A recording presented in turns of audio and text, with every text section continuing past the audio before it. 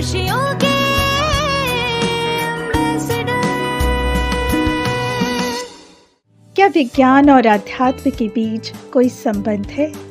यदि संबंध है तो कैसा है, या कोई संबंध ही नहीं है?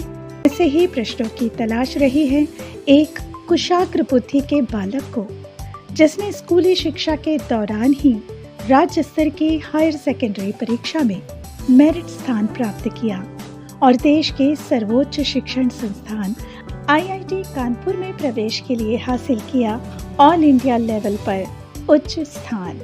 IIT कानपुर में पढ़ाई के दौरान उनका परिचय हुआ मध्यस्थ दर्शन से।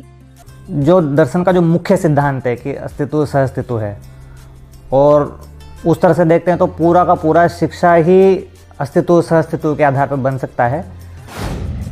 ऑलरेडी इस पर काफ़ी सारे टॉप मोस्ट वैज्ञानिक बोल चुके हैं कि science needs a new philosophy, और उस फिलोसॉफी के अभाव में विज्ञान आगे बढ़ नहीं रहा है, किस ओर ले जाएं वो रुक गया है।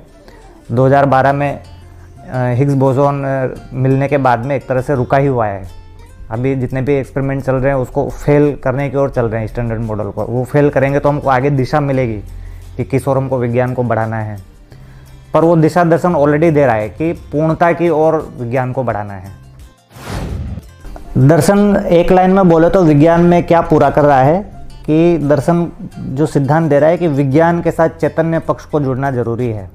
हम लोग जिसको यूनिफाइड थ्योरी बोल रहे हैं, तो उसमें साहित्य भी एक इम्पॉर्टेंट रोल प्ले करता है, जहाँ पर जीने की बात होती है कि भाई हमको चित्रण होना चाहिए कि हमको जीना कैसे है। तो मेरा ध्यान इस पर गया कि छोटे बच्चे से लेकर बड़े तक अपन जो शिक्षा की बात कर रहे हैं, और नागराज जी ने जो रखा कि शिक्षा को कैसे हमको देना है ना, मानव वाले कुछ चैप्टर्स हैं, अस्तित्व वाले कुछ चैप्टर्स हैं, तो उस दिशा में मुझे लगा कि इसका हम चित्रण करें और उसको साहित्य में। फिर मैंने बहुत सारी कहानियाँ लिखी हैं और बहुत सारा उसको लेकर ही मैं आगे बढ़ रही हूँ, और हम लोग दोनों उस रूप में जुड़ रहे हैं कि एक होता है थ्योरी और एक होता है प्रैक्टिकल। तो प्रैक्टिकल को हम कैसे चित्रित कर सकें। खुशियों के